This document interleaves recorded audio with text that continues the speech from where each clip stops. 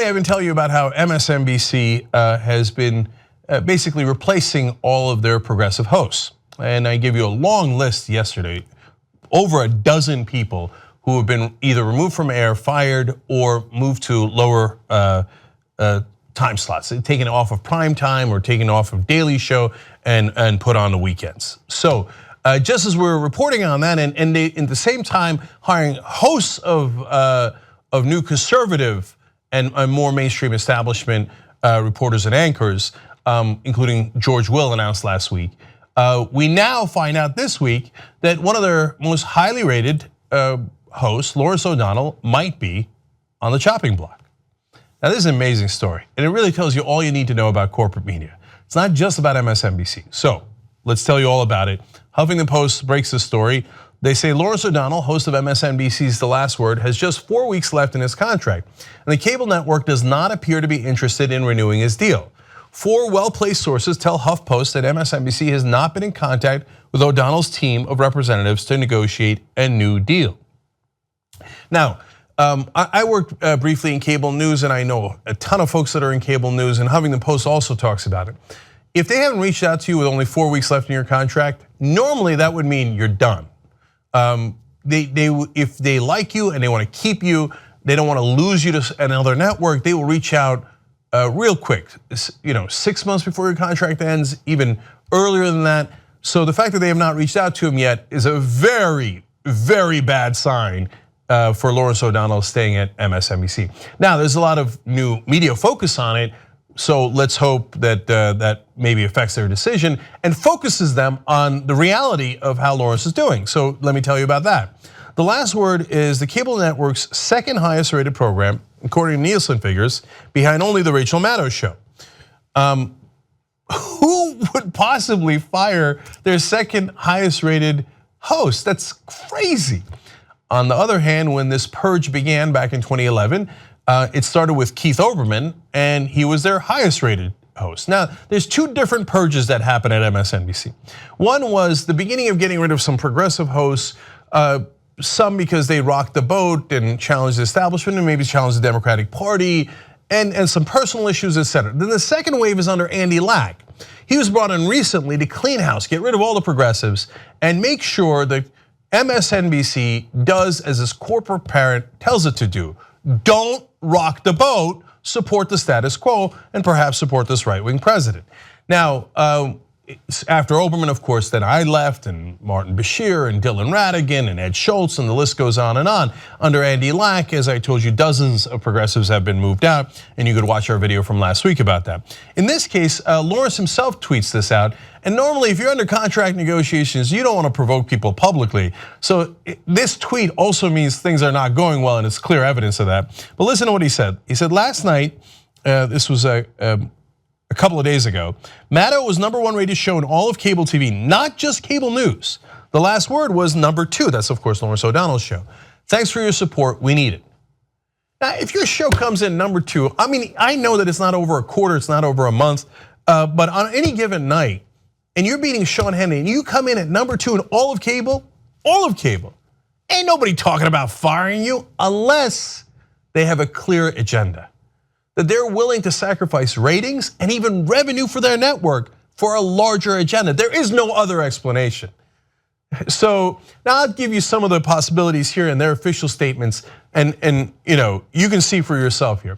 Look, and like I said, when Olbermann was let go, actually, come to think of it, there's been 3 purges at MSNBC. There was the original purge back when it was not pretending to be progressive, when it was largely a conservative network, but Phil Donahue was their #1 rated show right before the Iraq War, and he was against the Iraq War, so they got rid of him. They got rid of Ashley Banfield, Jesse Ventura, and then during the Olbermann era, #1 rated, he's gone. Me at 6, I don't know everybody's ratings, but at 6 o'clock, I had the highest ratings they ever had at 6 o'clock. They try to move me to the weekends because, as you guys might know if you follow the Young Turks, as I explained at the time, they said that they were insiders and I had to start acting like it, which is unbelievable. It's like a speech out of a movie. I couldn't believe what I was hearing. So that happened to me, and I know it for a fact. We saw the internal memos of them talking about Phil Donahue in the first purge, saying when all the other networks are waving the flag in time of war, we can't have Phil Donahue questioning the war, and hence he was removed. Now in this third purge, like I said, it's led by Andy Lack, who was brought in by Comcast. Now, Andy Lack has been with NBC News before, and then he went to go work for some other organizations and now is back. And so Huffington Post explains, Andy Lack, the chairman of NBC News, is no fan of O'Donnell's program, sources say. Now, some say it's because he doesn't appreciate the liberal nature of the last word, but others say it's about the fact that O'Donnell rejected Lack's request to move his program from 10 p.m. to 6 p.m. Eastern time. Now, look, that last possibility could be a small part of the equation. And I was in a situation, not at MSNBC, but at another media organization, where we were asked to move time slots, we didn't, and then management held it against us. So that's fairly normal and it happens. But if you love the program and the program is going great and it's got great ratings and it's bringing great revenue, that is a small issue, not something that you don't continue somebody's contract over, that you basically remove them from air over. No way. And part of the reason they want to move him 10 to 6 is they want to move him to a lower time slot. And he's got in his contract that he can stay in prime time. And so he said no because it's fully within his rights. That's a tiny issue. The much larger issue is that Andy Lack is removing all of the liberals from MSNBC. Now, they can't get Rachel yet. She's in the middle of a contract. But if you take away every other progressive and all you have is Rachel Maddow and Chris Hayes left, tick-tock, tick-tock. That's called culling the herd, okay? Now, and by the way, look, I like Lawrence a lot. I know him a little bit, personally. And we need his voice on air at a time where we need everybody challenging Donald Trump. And don't take this the wrong way, but he's not like the world's most radical progressive, right? And I'm sure he would probably take that as a compliment. He's like, mainstream left, but good, solid. Trump's a bad guy, points it out, fights for a lot of progressive values. My point there is, he's not some sort of fire breather where you're like, oh my, wow, okay, I get it, man, that's too much, No, they're getting rid of all of the liberals, all of the progressives. Okay, but senior NBC News executive tells Huffington Post, no, not the case. He says about Lack, he is proud of and enthusiastic about all the work that's being done across all of MSNBC's primetime slate, including Lawrence's program. Yeah, that's why he's never ever talked to Lawrence O'Donnell since he came back in 2015. Is that amazing? Yeah. Okay, you can put out any statements you want. And by the way, here, prove us wrong. Keep him on, offer him a new contract. The proof's gonna be in the pudding one way or another. If you don't renew his contract and he's off the air, you can put out all the pretty little corporate statements you like. We'll know exactly which direction you're going. Okay. Lack is said to dislike, this goes back to Huffington Post reporting. Lack is said to dislike when people attribute his cable network's blockbuster ratings to Trump. He believes, according to multiple sources, that the high ratings are largely a product of his programming decisions. You really believe that? You can't possibly believe that. That's oh no, I replaced all the people who were, did interesting shows filled with perspective that were getting fairly high ratings, and then during the Trump rise, they were getting even higher and higher ratings. And I come in and I replace them with milquetoast who just do really boring standard programs. And because all of cable news is lit on fire by Donald Trump, that boat happens to rise a little bit, and they're like, oh, you see my genius move. See, when you bring in milquetoast and the guy has no opinion at all, and he just reads like the news actor that he is from the prompter and what our producers wrote for him, that's considered safe by our corporate parent. People love that. That's why the ratings are up. Hey man, whatever gets you through the night. Now, it's not just that they're cleaning house of progressives. There might be another reason why Lawrence O'Donnell in particular is in trouble. They explain, if O'Donnell's contract is not renewed, the news would certainly be welcome to President Donald Trump, who has had a long-running feud with O'Donnell. Oh, okay, well, let's find out more. In 2011, O'Donnell called on NBC to fire Trump, then the host and executive producer of The Celebrity Apprentice, for pushing his racist and inaccurate birther conspiracy against President Barack Obama. In 2015, he also claimed that Trump was lying about his wealth. Trump threatened to sue O'Donnell for making false statements, but never followed through on his threat, which O'Donnell had predicted. By the way, Lawrence and I did the same thing, or at about the same time, but the president only watches cable news. And that's why it's important to have voices like Lawrence's on cable news. Now, of course, a lot of you watch online content, that's why you're watching this. But for the folks who are, in a different demographic, they only watch cable news. They don't know how to turn on their computers.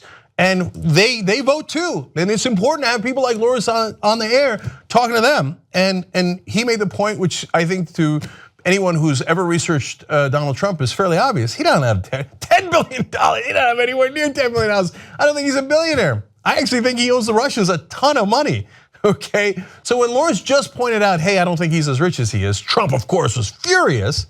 Now, why would MSNBC care about that? I mean, they claimed for years that they were progressive, kind of. They lean forward. They don't go all the way forward, don't get carried away. They just lean forward, right? Well, if your parent corporation would like to get mergers approved by this government with billions upon billions of dollars on the line, then you might care what Donald Trump thinks if you're Comcast. If you'd like to get rid of net neutrality and kill freedom on the internet, but provide those internet providers with billions of dollars in extra profits, then you wouldn't really want progressives on air, would you? And you wouldn't want to anger the president, would you? Those are very important government decisions that have tremendous impact on Comcast's bottom line. By the way, if you're a Comcast shareholder, did they discuss any of this with you? Did they say, hey, you know what? We're going to sacrifice MSNBC. We're going to take proven shows with proven ratings and proven revenue off the air, and so that we can get all the other deals approved. Did they have that conversation with you guys? Did you guys approve that if you're a shareholder of Comcast? It's an open and interesting question. So now back to our friend, the senior NBC News executive, who says about lack, more amusing quotes, is he bringing in more voices from all over the political spectrum? Yes. Well, okay, thank you for that admission, but that was super obvious anyway. But that's to make better programming and more informed analysis. We don't just do things to appease people in power. We hold them accountable. When's the last time you saw NBC News holding anyone accountable? It's a literal question. You remember like breaking news, Pentagon's full of liars. Now, it's not to say the Pentagon lies all the time, of course not, but you guys have billions of dollars. Did you ever do an investigation and challenge the Pentagon on all the civilian deaths? In the beginning when they say they're not civilians, and then later it turns out they were civilians. Did you even do a follow-up story? Have you taken all of your great reporters holding power to account and unleashed them on Trump or Obama or anyone? I mean, when I was there, they didn't like me going after Obama.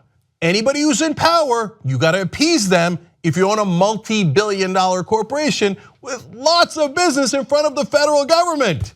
And if you don't, you gotta go, you gotta go.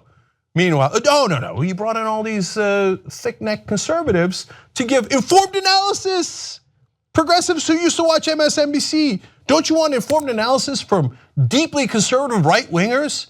You know, they're a treasure trove of facts and reason and logic. Okay, and what are they thinking of replacing the last word with? Well, Huffington Post one last time explains, it's unclear who would replace O'Donnell if MSNBC declines to renew his contract. Multiple sources have told HuffPost that Brian Williams, whose program, The 11th Hour, is on MSNBC at 11 p.m. Eastern, has been eager to have an earlier start in the evening schedule.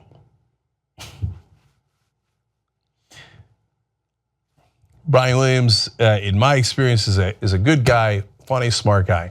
But on air, what he does is milquetoast. That's his whole point. I don't challenge anyone. I don't rock the boat. I read from the prompter. And the prompter is super safe. So steady as we go. If it's your boat, you don't want anyone rocking it. It's Comcast's boat. So if you're even rocking it a little bit, you gotta go. So it looks like they're going to head in a status quo, pro-establishment, pro-Trump direction. I mean, if you'd like to destroy the good ratings you have under Trump for holding him accountable even this much for a tiny, tiny portion of your programming schedule, well, you can kiss those goodbye. Is there any progressive who actually thinks MSNBC is a progressive channel anymore? Look, again, I should celebrate this because they're just handing their entire audience to us.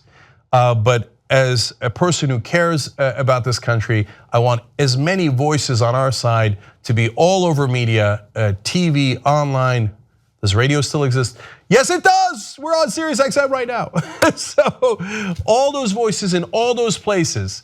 But right now, unfortunately, that does not appear to be where Comcast is headed. But hey, maybe we're wrong. So let's ask you guys. There's a poll we've got, tytnetwork.com/MSNBC. And we're asking you guys, what do you think? Do you think MSNBC is progressive? A really, really simple question. Right now, I think the polling has it at 93-7. No, look at this.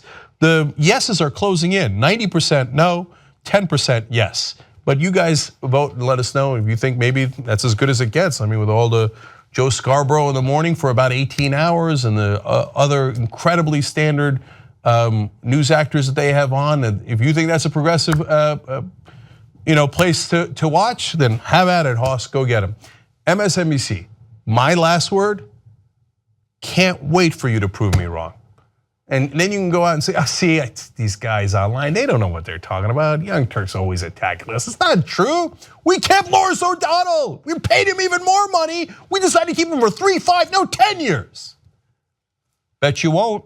If you're a member of the Young Turks, you not only get the whole 2-hour Young Turks show on demand anytime you want, ad-free, but you also get so many other shows. Old School, you'll love it. Aggressive Progressive for guys who are true progressives. Now also Nerd Alert for gaming and tech. What to Flick for movie reviews. You will love it. Check it out right now at tytnetwork.com/join.